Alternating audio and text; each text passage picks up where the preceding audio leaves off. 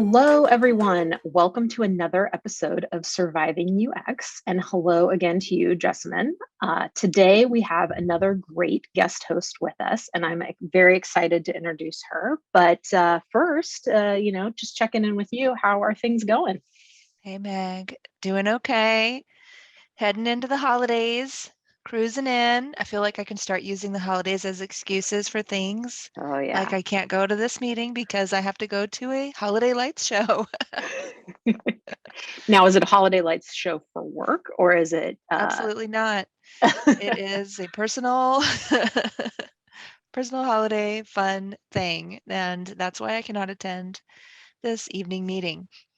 So, yes, but I'm really excited to be wrapping up this year and closing things off and looking forward to some quiet weeks where everybody is out of the office and so am I, and I don't have to think anymore. Yeah. Yeah, How about I you? love that. I love this time of year. It's definitely Mhm. nice to have kind of these arbitrary times where maybe you can like clean up, some files and put things away and maybe try to like bookend some things and then Mhm. and then forget about stuff for a while. Just super nice. Yeah. People are out of gas. I'm very out of gas. I I really agree. need just to slow down and pull this car over and park in the parking lot of the rest area for a while. Absolutely. Yes. Well, let's see. Why don't we jump into it and let's see that let me start off with our disclaimer really quick before we jump in and introduce our cool guest. Um, our disclaimer is that we do not disclose any confidential information about any company or employee, and this podcast is for entertainment purposes only. So, with that said, Meg, who is here with us today? All right. Well, today we've got Brittany LeBaron. She is our first UX researcher on the show, which I'm very excited about. Of course, Jessamine and I are designers, but we do partner super closely with research. Big fans of the researchers that we have as colleagues, and bring such great stuff to the work that we do. Brittany, in particular, though, specializes in quantitative UX research, which is a little bit different than I think a lot of the other researchers out there. She's a senior UX researcher at New Relic, and we've invited her on to give us more insight into that slice of the UX ecosystem and of course, where it intersects with design and product development. So, welcome, Brittany. Welcome to the show. Thank you. Thanks for having me, Meg and Jasmine. Hey, welcome. Thank you. So, we have some questions for you, and we can jump right in here. But before we jump in, how are you? How are things going with you? You looking forward to the holidays?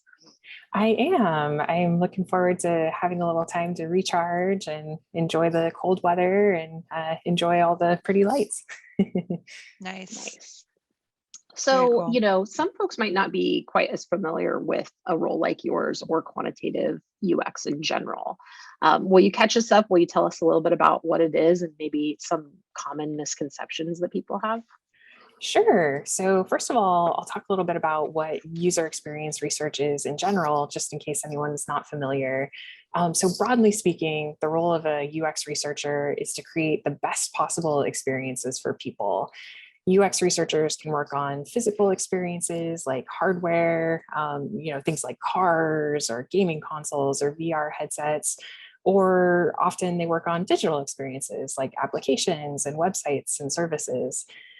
So kind of broadly speaking, that's what researchers do. Our role is to understand the customer's perspective and share that with the rest of the team so that we can make great experiences for people. And one of the things I love most about being a UX researcher is that I get to interact with a lot of different people who use the products that I work on. I get to be curious about how people behave and how they interact with the experiences. And I get to learn what's really frustrating or delightful to them. Then I get to bring that back to the team and be one voice in the conversation that helps to, inform what we're going to do with products and how to make them better. And specifically, being a quantitative researcher, that just refers to the types of methods I use. So some people focus a little bit more on qualitative or quantitative. Some people focus on a mix of both. But being a quantitative researcher at a high level, that just means that I get to ask a lot of what questions. So I get to use things like surveys and statistics to understand how often people are doing things or what they're doing, and kind of quantify or put numbers behind what people do with products. Other researchers focus more on qualitative methods, and they focus on the why questions. So they use tools like interviews to understand more of the context behind why people are doing the things they do. So both are really important, and I think most researchers probably focus a little bit on both. We try to focus on using the right tool for the right question, but in my case, I focus a little bit more on the quantitative side. Got it. Got it. Is there anything that like, or any times when folks you've worked with or maybe you're starting to work with just like kind of misunderstand what you do or anything along those lines? Yeah, that's a great question. I think one of the most common misunderstandings that people have about UX research, I think there's this perception that UX researchers come in at the end of a project and we're there to consult right before product launches, and we're sort of there to give the green light or do some usability testing and say, this looks great, send it out. But really, user experience research is much more effective when it's done throughout the whole process of developing a product. So when a researcher can get involved really early and understand people's needs and understand what really drives them to use a product, we can help to inform the product throughout the development process so that we end up building something that's the right fit for users.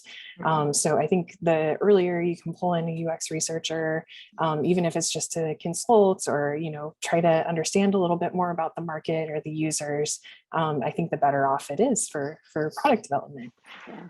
I find that to be somewhat a tough part of the job because I also think that like, there's a good time and place to bring design in as well.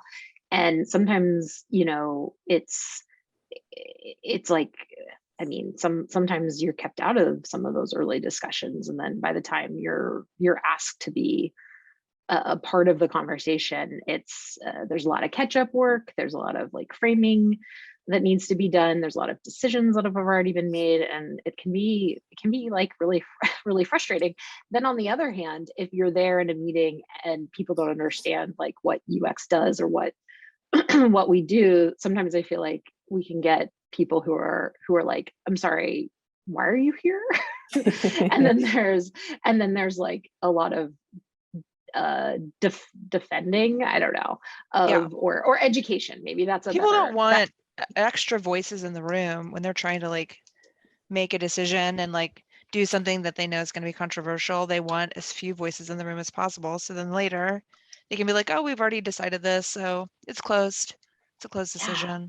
Here you go. I haven't I on this somewhat topic, so the somewhat relevant or timely for me, I like, Brittany, do you ever, when you're doing like report outs of your findings and stuff, do you ever keep it more of a closed group versus a larger group? Like, does it ever benefit you to have uh to have your findings be heard by a smaller working group versus a larger group?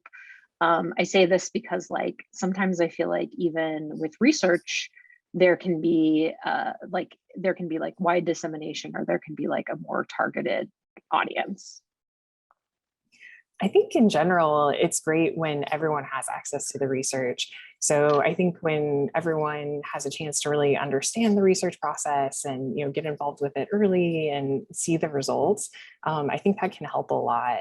So I think if there's a really specific topic where maybe it's not affecting a larger team, then it might be helpful to just work directly with the stakeholders who it's affecting.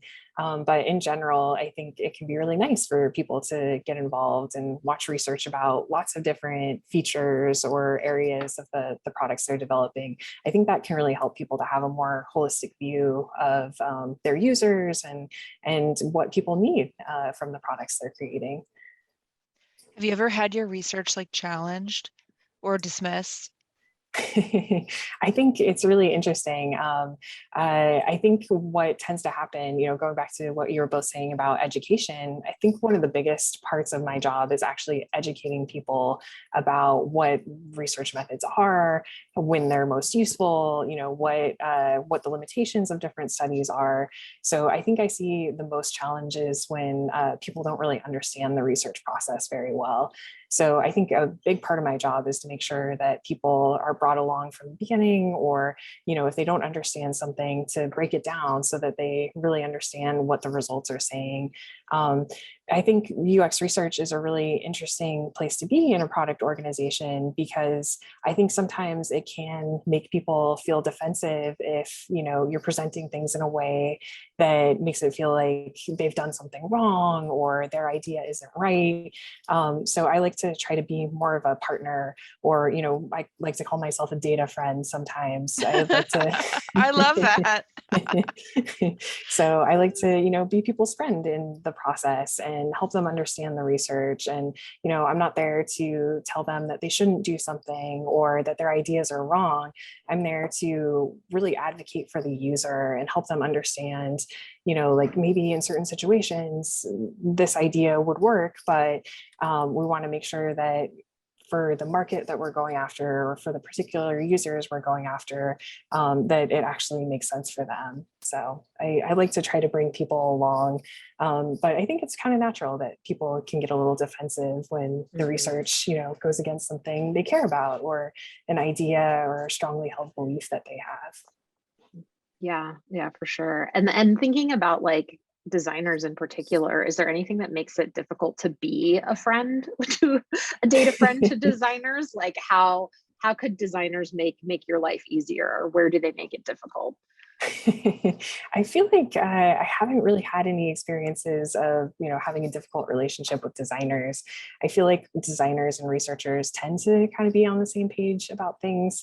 Like you were saying, Meg, sometimes we both get pulled into the conversation a bit late. And I feel like I've had a lot of allies and designers, trying to advocate for the users and things like that.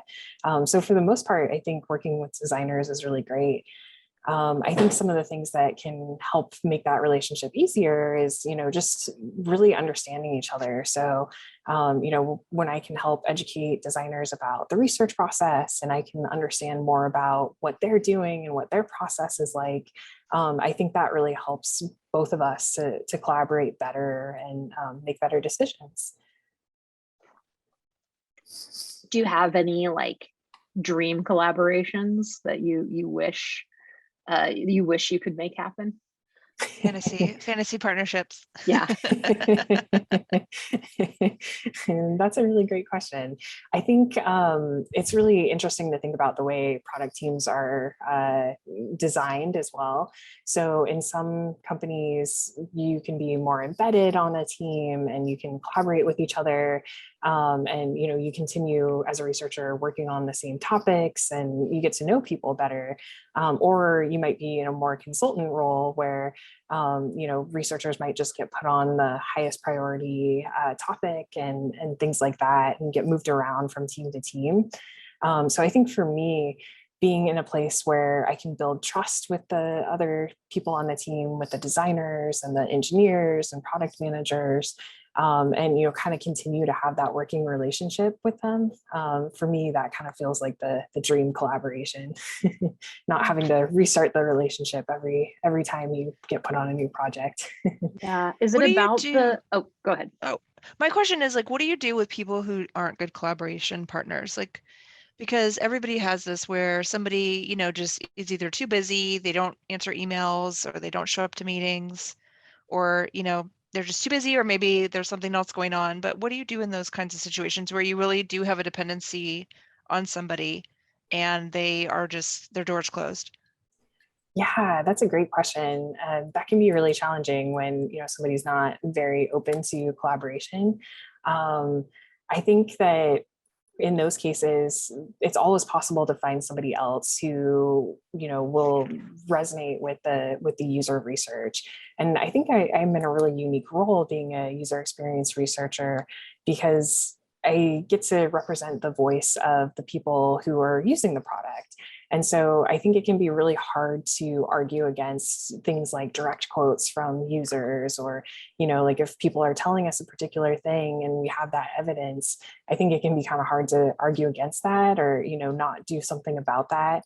And so I think when I do run into folks who maybe aren't as excited about collaborating, I feel like there's always somebody else at the organization who is and can kind of help bring people along. That's cool. Just find somebody else. yeah, just keep sharing the research and see where it might stick. Maybe it's not as relevant to that person or that team or what they're working on in the moment, so maybe try to find somebody else who can be an ally to evangelize that research elsewhere. Cool. Good advice. One thing I would find really difficult, which you mentioned, is like being more in a perhaps consultancy role within an organization where you're hopping from domain to domain or project to project, and you're not getting to kind of like spend a ton of dedicated time in any one space.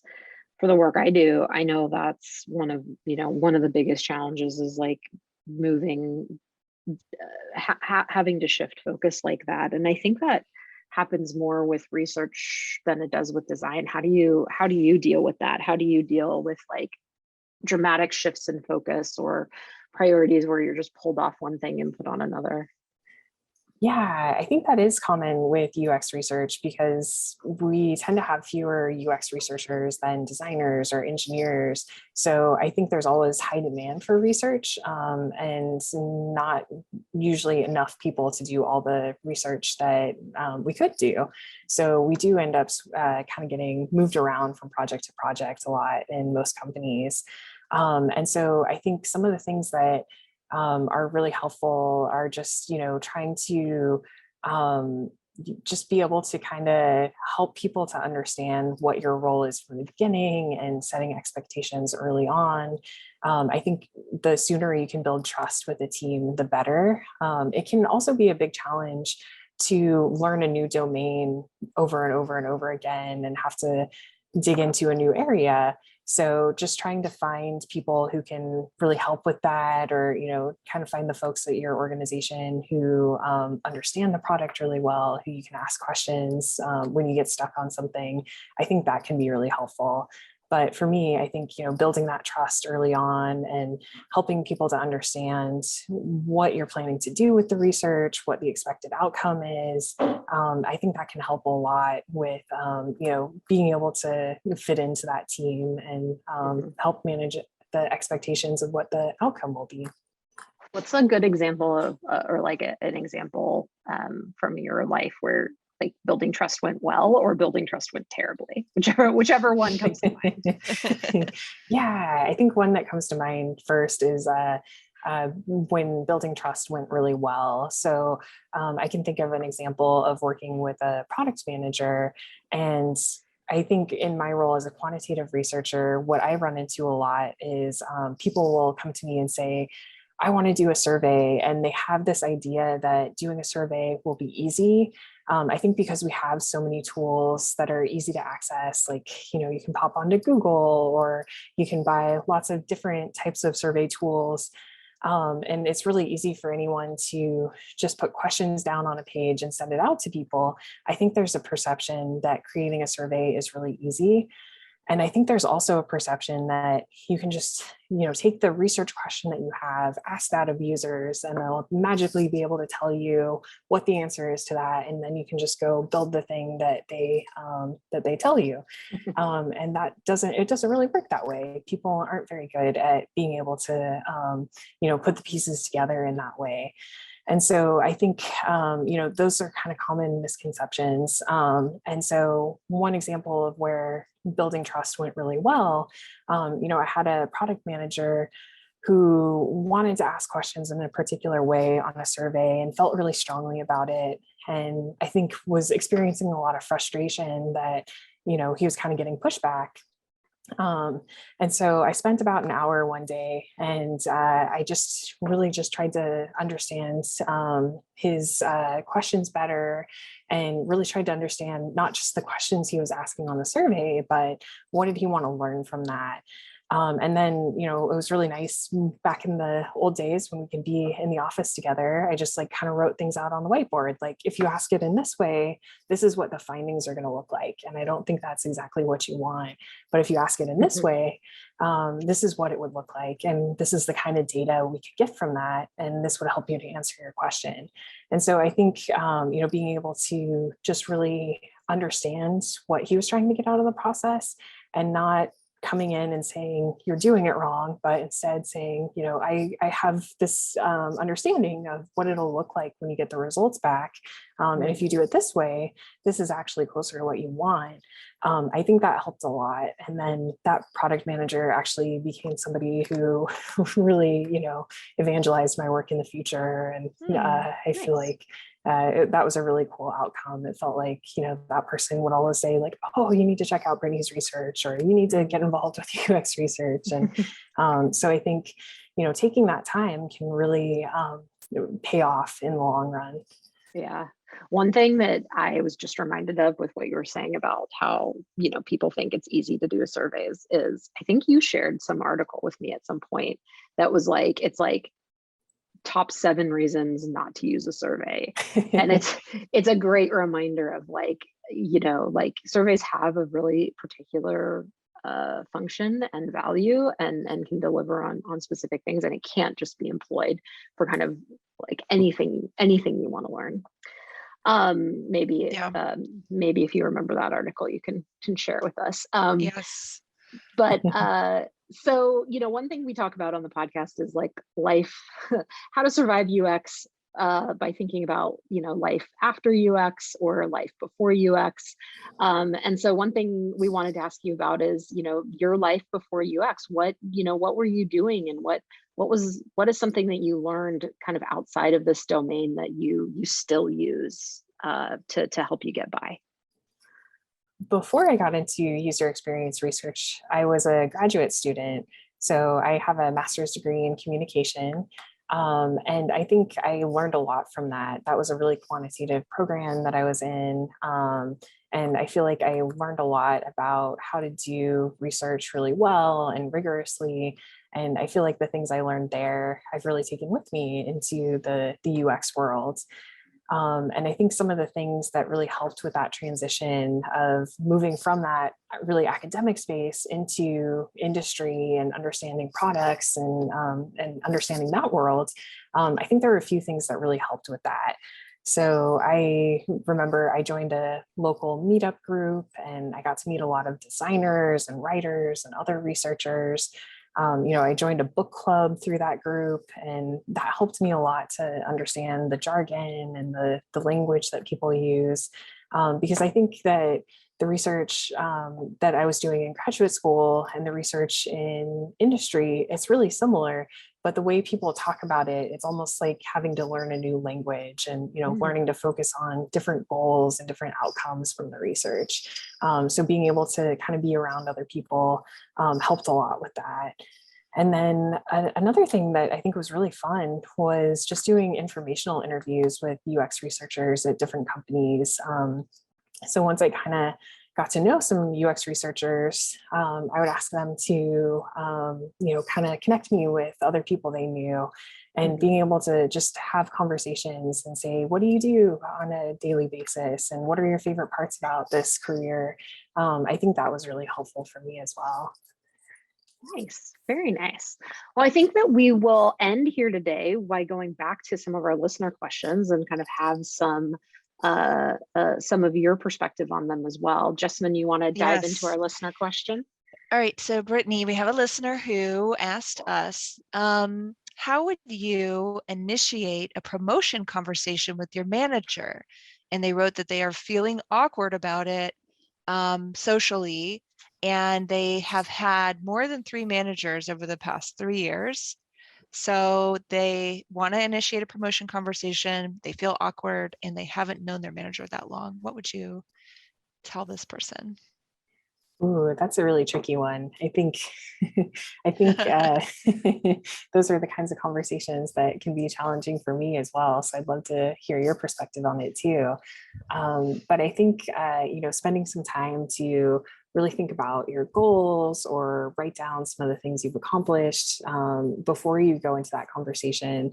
That might help to build some confidence and to help you feel really good about making the argument or telling the story of why you deserve that promotion. So, that would be a place I would recommend starting.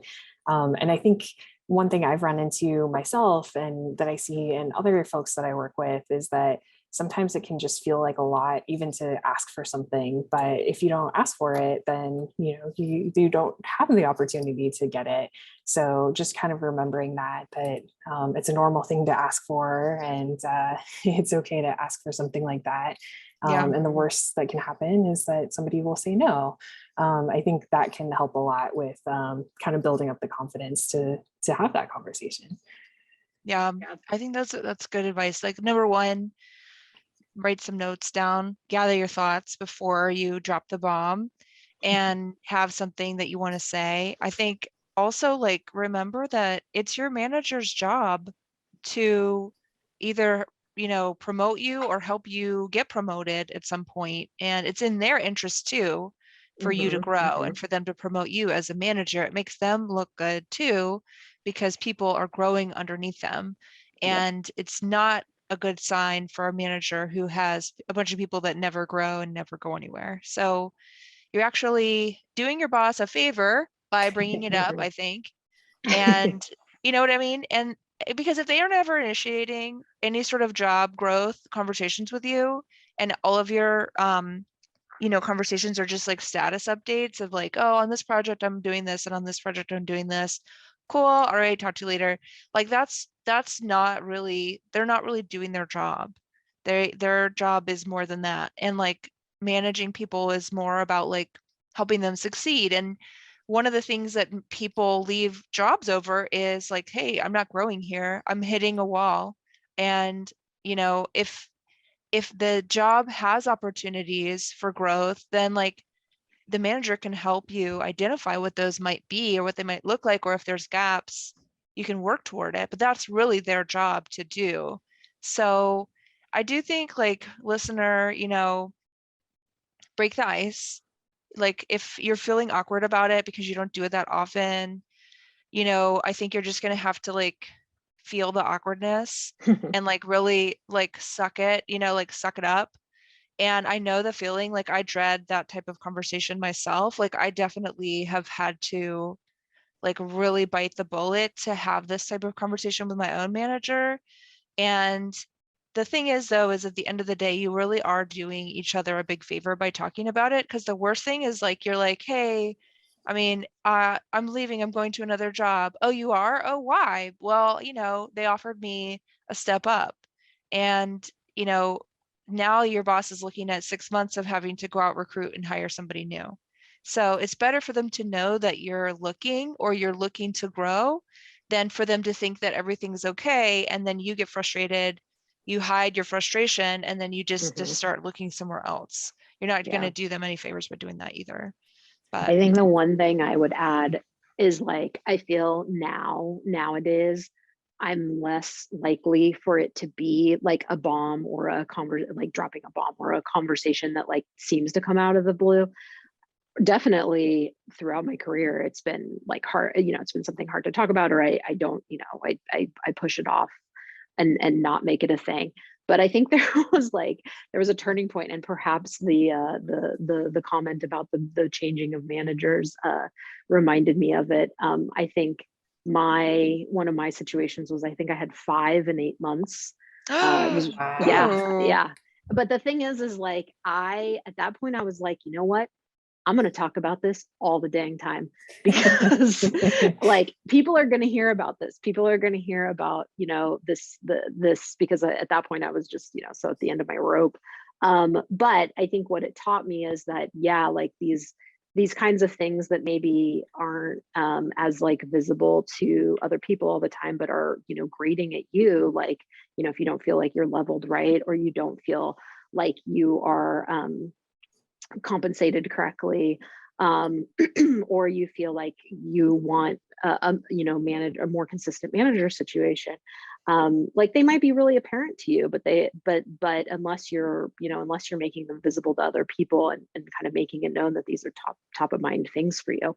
And I think in the long run, talking about these kinds of things more often and not putting like any sort of stigma around them works in your favor, because then when it is time to, get real and talk about it, when it gets time to get real, to prepare for this kind of thing, then it's not so out of the blue, and you're not as, hopefully not as uncomfortable, although it's going to be uncomfortable no matter what. And I guess the last thing I would say, my last tip on this is like, in a lot of ways, especially if your manager isn't kind of isn't the biggest advocate for you, or you're still kind of working out and feeling out that relationship, is you're going to probably write the stuff that they are going to submit on your behalf. So be thinking about the fact that you're going to make their lives easier by doing all the work of saying like, hey, this is where I really excel. Here's the projects I've done. Here's a nice package that you could submit. And some of the work is absolutely going to fall on you. So that's another thing to keep in mind. Like college recommendation letters. Yeah. Asking people to write those for you, all that kind of stuff. Unless you're really lucky and you have an amazing manager, but I think those are very, it's probably like 5 to 10% of the time that's what's going to happen. True. All right. Good question. Yeah, that is a great question. So we like to end, when we have a guest host, we like to end with some rapid fire questions for you. So we'll ask those for you, Brittany. So the first thing we ask is, sometimes people love to talk about like apps they think are the best. We just want to know, what is an app or an experience that you've seen out there that just like isn't the worst? Which one isn't the worst one that you've used? I think one that comes to mind is Slack. I feel like there are great things about it. It can be a little bit daunting if people are overusing the @ here or tagging the whole channel all the time. But in general, I feel like I don't know how I would have survived this work from home experience without being able to connect with folks and stay connected. Yeah, definitely. And earlier you talked a little bit about like jargon, especially as you were getting into the field. What's a funny or fancy concept or word from UX or HCI that someone outside the profession might not know about? One that I think feels kind of basic because it's in the name of my job title is user, but I think it's a really funny one. As a quantitative UX researcher, I think it's really easy for people to kind of separate the data from the actual people who created the data and who have those experiences. So I try to use the word people or be more specific as much as possible to remind people that, users are real human beings with emotions and lived experiences. I love it when I've started doing it too, when people use user as the first name of somebody.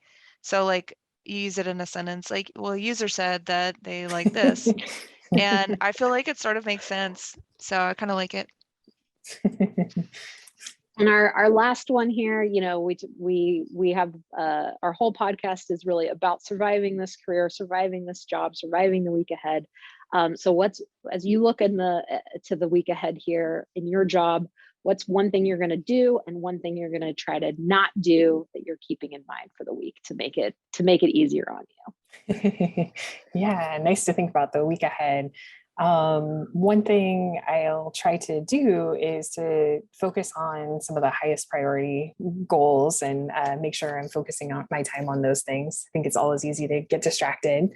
And then one thing I'm going to try to avoid is things like perfectionism. I think, trying to remember that done is better than perfect, and focusing on that is a good thing to keep in mind coming into the end of the year here and wrapping up projects. Absolutely. Very timely to be focused on done is better than perfect, because Well we said. are wrapping stuff up here at the end of the year.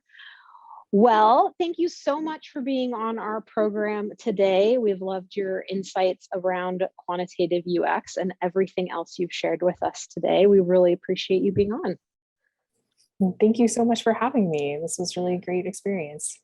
Thank you, Brittany. Until next time, folks, we'll see you then. Bye-bye. Bye.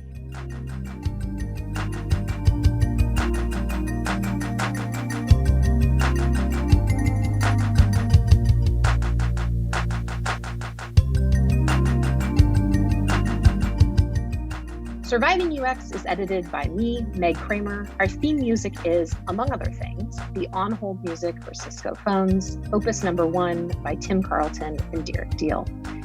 Thanks to my co-host, Jessamine Edwards, and our guest host, Brittany LeBaron, and thank you for listening. Hang in there until next time.